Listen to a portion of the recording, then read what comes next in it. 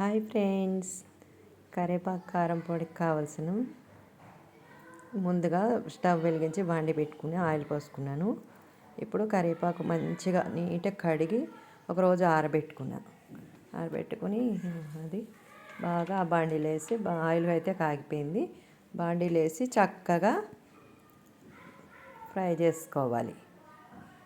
ఇది కొంచెం పచ్చివాసన పోయేదాకా కొంచెం గలగల వేగేటట్టు వేపుకోవాలి, మాడకుండా. ఇట్లా వేపుకున్న ఈ కరివేపాకుని మనం కరివేపాకు కారపొడి చేసుకుంటున్నాం కదా, చక్కగా అట్లా ఫ్రై అయ్యేటట్టు చేసుకోవాలి.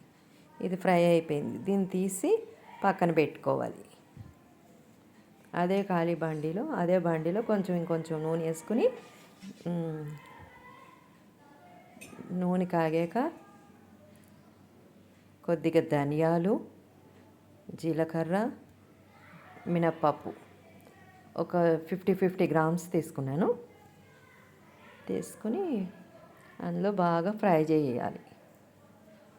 బాండీలో వేసి కాగిన ఆయిల్లో వేసి బాగా ఫ్రై చేసుకోవాలి.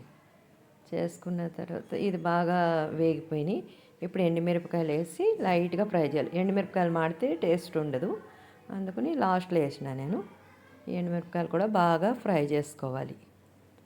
ఈ ఫ్రై అయిపోయాక స్టవ్ బంద్ చేసుకుని, ఇప్పుడు స్టవ్ బంద్ చేసుకున్నాను.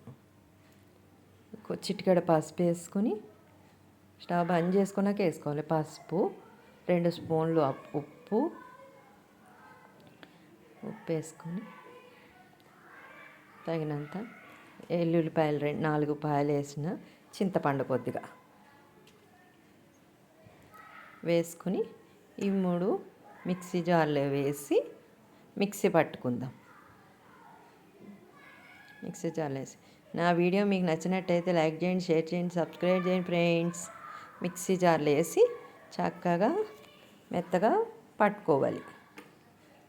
ఇట్లా పట్టుకున్న తర్వాత మళ్ళీ ముందుగా వేయించి పెట్టుకున్న కలేమాకు ఉంది కదా, పక్కన పెట్టుకున్న అది వేసి ఇది కలిపి బాగా పొడి మెత్త కొట్టుకోవాలి. ఇది నేతితో తింటే, మంచిగా నెయ్యి వేసుకొని వేడి వేడి అన్నంలో తింటే చాలా బాగుంటుంది ఫ్రెండ్స్. తప్పనిసరిగా లైక్ చేయండి, షేర్ చేయండి, సబ్స్క్రైబ్ చేయండి ఫ్రెండ్స్. ఇట్లా ఫైనల్గా ఈ కరివేపాకు పొడి రెడీ అయిపోయింది. మీ అందరికీ నచ్చితే లైక్ చేయండి ఫ్రెండ్స్. కరివేపాకు కారపొడి